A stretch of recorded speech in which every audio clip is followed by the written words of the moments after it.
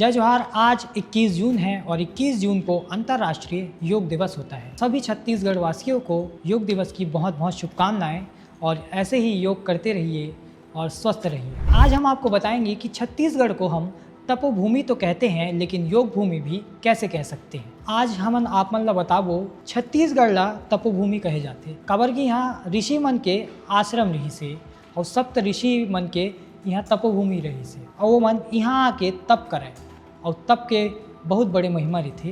तप हा योग के ही अंग बताए जाते। हमारे शास्त्र मन में छत्तीसगढ़ में आदि योगी शिव के कई मंदिर मिलते हैं जिनकी पूजा छत्तीसगढ़ के लोगों की परंपरा में रची बसी हुई है। उनसे बड़ा ध्यानी कोई नहीं है और ध्यान का आसन भी तो योग का एक ऐसा आसन है जिससे मानसिक शांति प्राप्त की जा सकती है। आदि योगी शिव छत्तीसगढ़ वासियों के लिए योग की एक प्रेरणा है। वहीं छत्तीसगढ़ सप्त ऋषियों की तपोभूमि रही है। यहाँ अत्रि, भारद्वाज, वशिष्ठ, विश्वामित्र, गौतम, जमदग्नि, कश्यप आदि सप्त ऋषियों की तपोभूमि और ऋषियों के कई आश्रम जहाँ तप के समय में योग, तप और ध्यान परंपरा खूब फली फूली थी। वहीं पौराणिक छत्तीसगढ़ की भूमि में ही श्री राम ने भी ध्यान और योग करते हुए वनवास का बड़ा समय बिताया था। कहें तो पौराणिक छत्तीसगढ़ योग और आध्यात्मिक परंपरा की विरासत है। प्राकृतिक जीवन शैली में ढले यहाँ के आदिवासी अपने नृत्यों और संगीत से जुड़कर ही योग से जुड़े नजर आते हैं। छत्तीसगढ़ के बस्तर में भगवान बुद्ध की प्राचीन मूर्तियाँ मिलती है जिससे ऐसा लगता है कि तप के समय में आदिवासी तत्व ध्यान और योग की महत्ता जानते थे।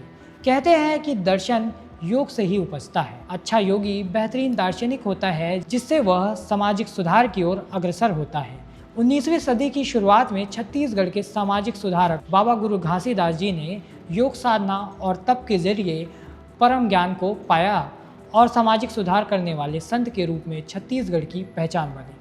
साथ ही आप सब ये जानते होंगे कि स्वामी विवेकानंद ने भी अपनी युवावस्था के समय रायपुर में भी कुछ समय बिताया था और यहीं से उनकी आध्यात्मिक चिंतन की शुरुआत मानी जाती है। कहते हैं कि युवावस्था में ही रायपुर प्रवास के दौरान युवा विवेकानंद यानी नरेंद्र नाथ दत्त को ध्यान की पहली अनुभूतियाँ हुई थी।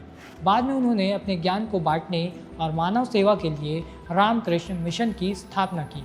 छत्तीसगढ़ के ही स्वामी आत्मानंद भी एक संत समाज सुधारक और शिक्षाविद थे जिन्होंने छत्तीसगढ़ में शिक्षा और सामाजिक कार्यों में महत्वपूर्ण योगदान दिया था। वे रामकृष्ण मिशन से जुड़े हुए थे और उन्होंने नारायणपुर में वनवासियों के लिए शिक्षा केंद्र स्थापित किए और रायपुर में विवेकानंद आश्रम की स्थापना में भी महत्वपूर्ण भूमिका निभाई। योग के संबंध में स्वामी आत्मानंद ने योग को आध्यात्मिक और सामाजिक उत्थान के लिए एक महत्वपूर्ण साधन माना। उन्होंने योग, प्राणायाम, ध्यान के माध्यम से आत्मविकास और समाज सेवा पर जोर दिया। साथ ही छत्तीसगढ़ वो पहला राज्य बना जिसने 2017 में राज्य में योग के प्रचार प्रसार को फैलाने के लिए योग आयोग की स्थापना की, जबकि इससे पहले देश में ऐसा कोई आयोग अस्तित्व में था ही नहीं। इससे तो समझा जा सकता है कि छत्तीसगढ़ देश की योग भूमि के रूप में भी जाना जाता है।